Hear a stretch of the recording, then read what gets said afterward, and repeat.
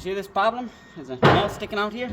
Get your nail gun, and just all you gotta do is just hammer in with the back. See all that solid metal back there? Ouch.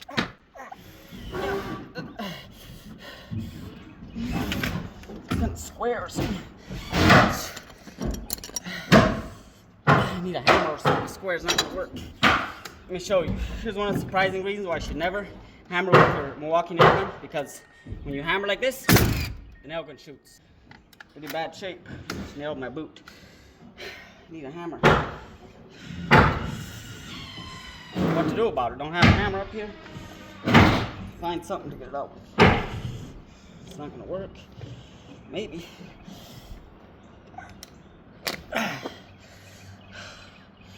Yeah, it's red. It must have gone to my foot. Man. Yeah, we good?